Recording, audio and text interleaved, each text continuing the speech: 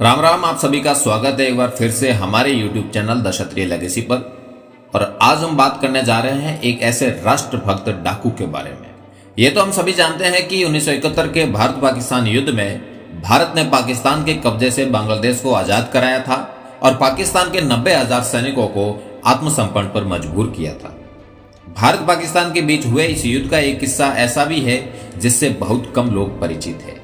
इस लड़ाई में एक राजा और एक डाकू ने मिलकर पाकिस्तान को मात दी थी और सिंध के बड़े भूभाग पर भारत का कब्जा हो गया था। वो राजा थे जयपुर के पूर्व महाराज लेफ्टिनेंट कर्नल सवाई भवानी सिंह और डाकू थे बलवंत सिंह बाकासर। किस्सा कुछ यूं है कि भारत की आजादी के बाद सन 60-70 के दशक में पश्चिमी राजस्थान में सरकार की नजर में एक डाकू तथा आमजन के लिए रॉबिन हुड का भारतीय संस्करण चर्चित था। बलवंत सिंह का जन्म राजस्थान के बाड़मेर जिले के एक छोटे से गांव बाकासर में हुआ था। चौहान वंश की नाडोला उपशाखा में जन्मे बलवंत सिंह राजस्थान में जागीरदारी प्रथा समाप्त हो जाने के बाद नाराज होकर बागी हो गए। जहां एक और सरकारी महकमा बलवंत सिंह बाकासर के नाम से डरता था तो दूसरी ओर पूरे क्षेत्र के लोग उनकी खातिर जान देने को भी तैयार रहते थे। इसके दो कारण थे।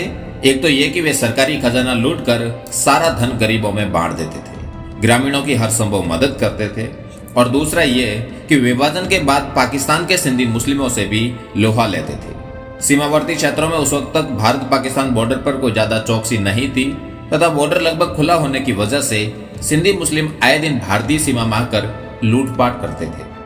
बलवंत सिंह ने उनके आतंक पर लगाम लगाई, यहाँ तक कि पाकिस्तान से आने वाले ये लुटेरे इनके नाम से भी थर्राने लगे थे। बलवंत सिंह बाकासर देश में पहली बार चर्चा में तब आए जब मिट्टी पाकिस्तान के सिंधी मुसलमान एक साथ 100 गायों को लेकर पाकिस्तान जा रहे थे। जैसे ही इसकी खबर बलवंत सिंह जी को मिली, फिर क्या होना था। बलवंत सिंह निकल पड़े अपना क्षात्र धर्म निभाने और उसी क्षण अपने घोड़े पर सवार होकर बलवंत सिंह डाकुओं का पीछा करने निकले और अकेले मुकाबला करते हुए 8 सिंधियों को ढेर किया और सभी गायों को छुड़वा के लाए। इन दोनों कारणों के चलते बलवंत सिंह पूरे 100 किलोमीटर क्षेत्र के आधुनिक रॉबिन हुड बन चुके थे और लोगों की नजर में किसी फरिश्ते से कम नहीं थे।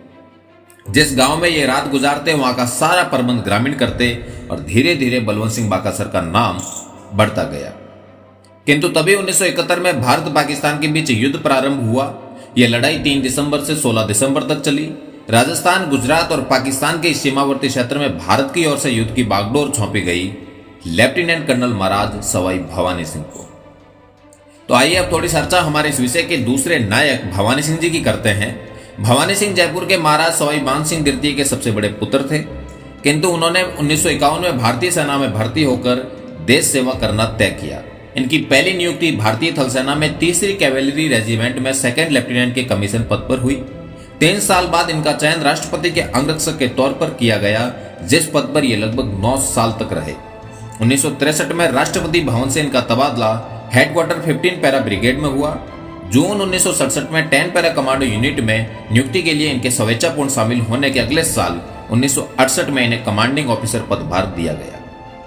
बांग्लादेश की लड़ाई से पहले इन्होंने भारतीय सेना द्वारा मुक्त वाहिनी को प्रशिक्षण प्रदान करने में भी सहयोग दिया।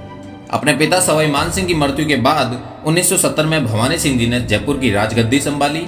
भवानी सिंह जयपुर के 40वें महाराजा व आमेर की परंपराओं के मुताबिक 11वें शासक थे। वे 1 साल आधिकारिक तौर पर महाराजा रहे, किंतु उसी दौरान इंदिरा सरकार ने 26वें संविधान संशोधन के द्वारा सभी राजा महाराजाओं के प्रिवी पर्स सहित अन्य सभी राजसी अधिकार खत्म कर दिए। इसके बाद भी जब 1971 में हुए भारत पाक युद्ध में महाराज को भारतीय सेना का नेतृत्व करने को कहा गया तो वे सहर्ष तैयार हो गए, क्योंकि सेना नायक वही सफल होता है जो समय के अनुसार निर्णय ले। भवानी सिंह जानते थे कि सेना थार की रेगिस्तानी भूलभुलैया में फंस सकती है, जबकि डाकू बलवंत सिंह इस इलाके में अच्छी तरह परिचित है।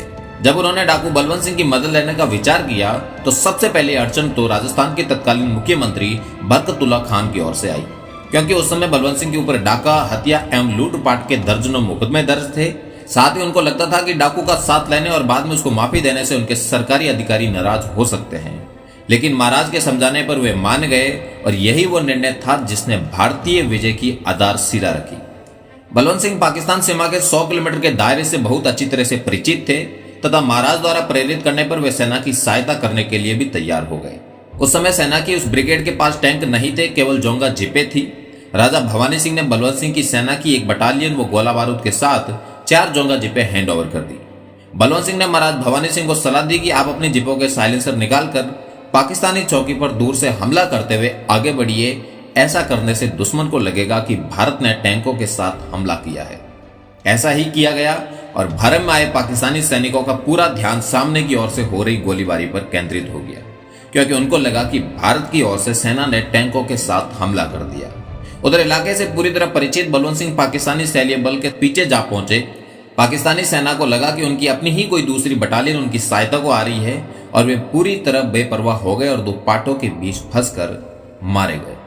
भवानी सिंह और बलवंत सिंह की जोड़ी ने कई पाकिस्तानी चौकियों को इसी रणनीति से समाप्त किया और देखते ही देखते भारतीय सेना ने बिना कोई खास नुकसान उठाए बहुत बड़े क्षेत्र को जीत लिया और लगभग 100 गांवों पर कब्जा जमा लिया। अगर असमय युद्ध विराम न होता तो भारतीय सेना बांग्लादेश की तरह पूरे सिंध क्षेत्र को पाकिस्तान से अलग कर सकती थी। यह भारत की पाकिस्तान पर बहुत बड़ी जीत थी। स्वाभाविक ही युद्ध की समाप्ति के बाद देश के लिए दिए गए इस महत्वपूर्ण योगदान के बदले भारत सरकार ने बलवंत सिंह बाकसर व उनके साथियों के विरुद्ध दर्ज सभी मुकदमे वापस ले लिए। इसके अलावा उन्हें राष्ट्रभक्त घोषित कर 2 हथियारों का ऑल इंडिया लाइसेंस भी प्रदान किया। बलवंत सिंह के साथ काम करने वाले सैनिकों का कहना था कि वे युद्ध क्षेत्र में जिस तरह से तुरंत निर्णय लेते थे और स्वयं आगे बढ़कर नेतृत्व करते थे, ये तो उच्च शिक्षित और प्रशिक्षित सैन्य अफसरों में भी बहुत कम देखने को मिलता है। भारतीय सैनिकों को बड़ा ताजुब हुआ जब पाकिस्तान ग्रामीण अंचल के लोग सिर्फ बलवंत सिंह बाकसर को देखने के लिए कई किलोमीटर दूर से पैदल चलकर आए। लेफ्टिनेंट कर्नल महाराज सवाई भवानी सिंह को भी युद्ध में असाधारण वीरता का प्रदर्शन करने के लिए महावीर चक्र से सम्मानित किया गया।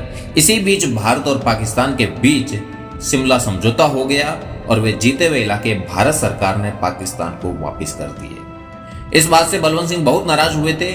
उन्होंने महाराज भवानी सिंह से इस बात के लिए नाराजगी जताई कि ये सब वापस ही करना था तो इतने लोगों की जान जोखिम में क्यों डाली गई। महाराज भवानी सिंह ने बलवंत सिंह को समझाया कि हम सिपाही हैं, हमारा काम है दुश्मन से लड़ना। ऐसे कूटनीतिक निर्णयों में हमारी कोई भूमिका नहीं रहती।